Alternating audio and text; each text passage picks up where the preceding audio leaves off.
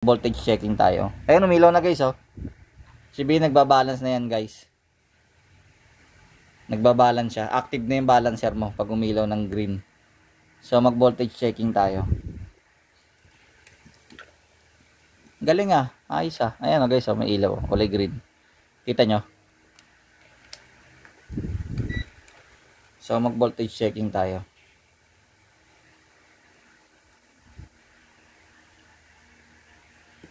So, ang negative mo ay ito.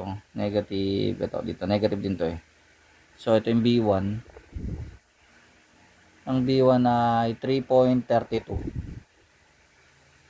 Ito ay 6.65. Oh, 3.3 plus 3.3, 6.6. Ito ay dapat to 9 point ano?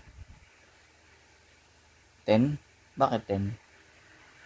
Sige, iwanan mo muna. Tapos ito ay 1349.